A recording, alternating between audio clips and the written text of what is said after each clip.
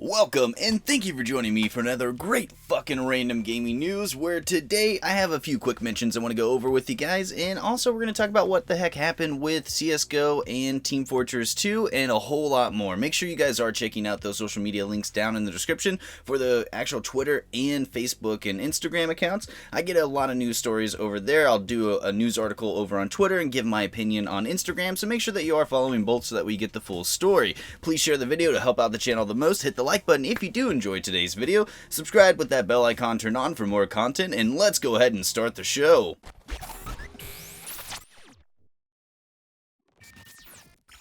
So first up for the quick mentions, we have DBrand for the win. So DBrand put out a not Animal Crossing skin for the Switch that makes your Switch actually look like the limited edition Animal Crossing Switch without having to buy the whole new console. And with the wake of the Switch shortages, this is something that, something of a light news that you can go out and still get that console without having to go and search and hunt it down. So you can go check out their website, but it does actually seem like it makes the Joy-Cons blue and green and gives you a nice sticker to put on the front of your dock that has a look-alike of the Nook gang on it, sitting on their own island, just like the original Animal Crossing limited edition Switch does. So go check out their website, link is in the description. Next up, we have the CEO of GameStop actually taking a 50% paid decrease to his paycheck while everything is actually going around in the world right now, and it would seem to no surprise that the various other executive staffs are getting pay cuts to their paychecks as well, going from 10% all the way up to 30%. Now the ones closest to him are probably going to be that 30%, while the ones kind of, down the chain will be that 10%. And it would seem that this is only for a temporary amount of time until they can get all their stores back up and running again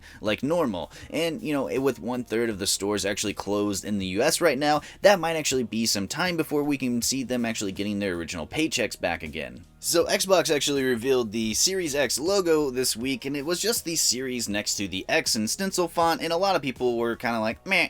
And that I think really has to do with how they're presenting their consoles here, where we pretty much know a lot of what's coming for the Xbox Series X. We know what the console looks like, a lot of the games, the specs, the controller, all that kind of stuff. We only have limited information coming from the PS5, and that's driving that hype train even further because people can rumor and speculate about it and kind of go from there. Like with the SSD, I feel like that's going to be a big driving point. Even though it's not a more powerful console, I still feel like the PS5 might come out a little bit ahead just because of that SSD that's going along with it.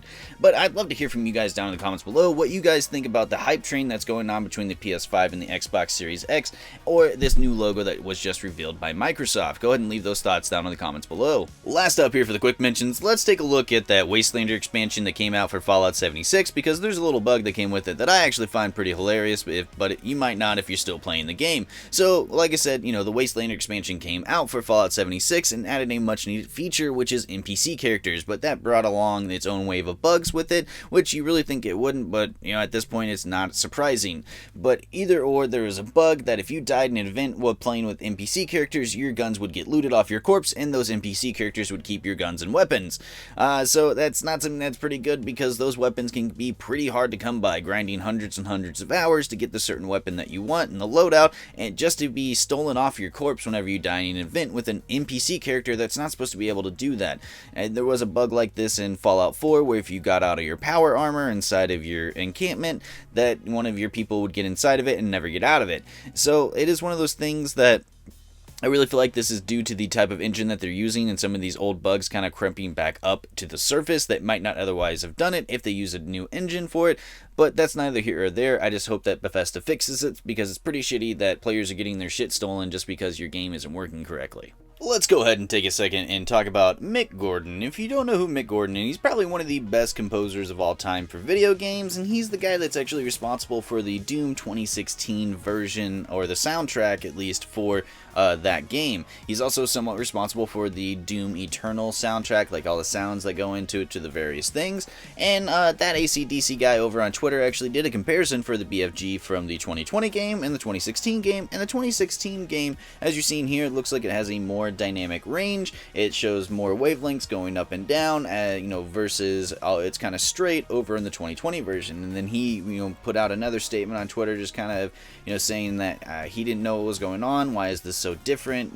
Why is it more dynamic on one, and the other one kind of seems like it's competing for actual ear space for your ear holes there? But, that actually brings us to where Mick Gordon actually responded on Twitter with, "I didn't mix those, and I wouldn't have done that, and you'll be able to spot the small handful of tracks I did mix, Meat Hook, Command and Control, etc. Now, Mick Gordon did put out a little statement with a news outlet just kind of explaining that he didn't know what was going on or why he didn't get to make all the soundtracks like he did in the 2016 game, and that he might not be making all of the soundtracks or any soundtracks anymore for id Software. So it's something we have to wait and see what id Software has to say about this, or if he is going to be working with any more Doom games or any other games that they put out in the future.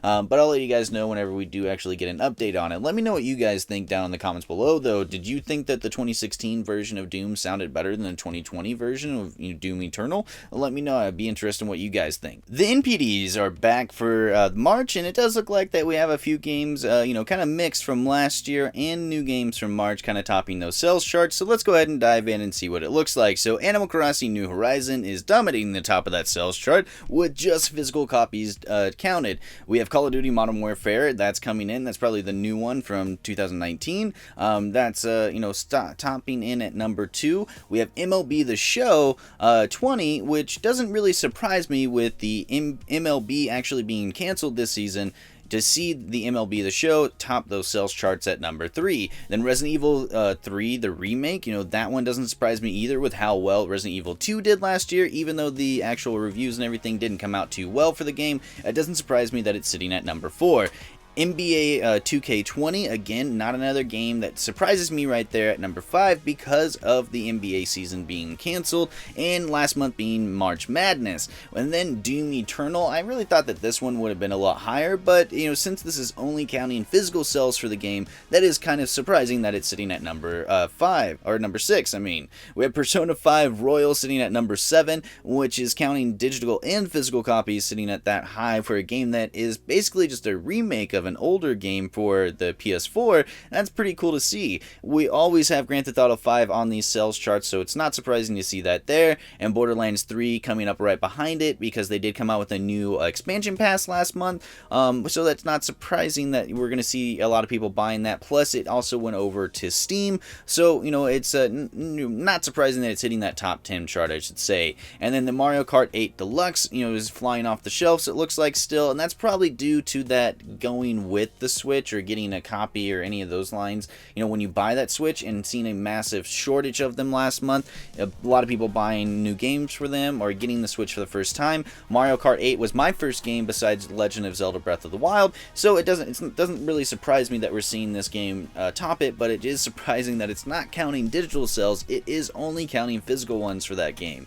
So let me know what you guys think about these sales charts, because to me, kind of interesting mix of games from last year to this year, but it is cool to see what games are topping it from last month. And I got Animal Crossing. I have 5 of 6 of these games. I have Animal Crossing MLB, Doom Eternal, the Grand Theft Auto 5, Borderlands, and Mario Kart 8, and all of them are really good games, so it doesn't surprise me that they're up there on that list. So I'd like to know what you guys have. What copies of games you guys have from last month of March that might be up here on the sales list? Leave those down in the comments below.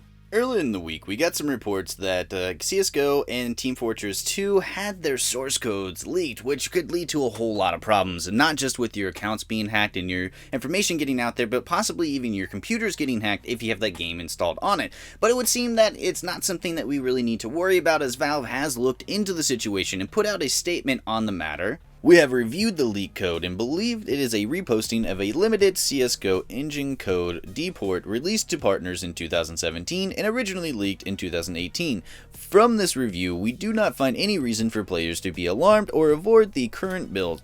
As always, playing on the official servers is recommended for greatest security. We will continue to investigate the situation and will update news outlets and players if we find anything to prove otherwise. So it just seems like a reposting of some source code that was leaked back in 2018 and is now just resurfacing again for whatever reason, but so nothing to really be concerned about, but still something that you guys should go out and set up two-step verification on any of your accounts that you can, because there is no guarantees that even that this isn't something that nothing comes from this, that you won't get hacked from another source. So if setting up two-step verification on every single account that you can is the best way to ensure that you're not going to get hacked. It's not a foolproof foolproof plan by any means, but it is a closer plan to make it easier for you guys to not get that information stolen. So, and I'm going to make a video about the leaks that are happening from the Nintendo accounts. That'll be its own separate kind of 2 to 3 minute video, so that way you guys can stay up to date on that. Hit the bell icon so that way you can get notified of when I actually make that video. And that's really all I have to say on this. Just make sure you're setting up two-step verification and, be safe out there when it does come to the internet stuff. Well, that's my video for today. Go ahead and hit the like button. If you guys did enjoy today's video, let me know that you did by smashing that like button. Leave those thoughts down in those comments below about anything that was in today's video, like the decal for the Nintendo Switch from DBrand. I think it's pretty cool. I'm not going to pick it up, but I think it's pretty cool. Nevertheless, unlike I don't think is cool is the Xbox Series X logo. Not really digging it as much as I did the PS5, where they just pretty much added a number and went up from 4 to 5. But either or, I'd love to hear from you guys down in those comments below about anything, so go ahead and leave those down there for me. And while you are checking out those comments and leaving everything, why not go ahead and check out the links in the description for the social media stuff, so you guys can go out and check out some more news I don't otherwise get here on the channel, over on Twitter and Facebook, and then my opinion on Instagram. Outside of that, please share the video if you guys can. That does help out the channel the most. If we can get more people to it, the better this channel is going to be. So thank you for everybody that does share these videos. Also, so hit the subscribe button, because I am making some different content at random times. So you want to hit that subscribe button with the bell icon turned on, so you can be notified of when I actually put out that content. And as always, my name is Tasty. This has been Random Gaming News, and have a wonderful fucking gaming night.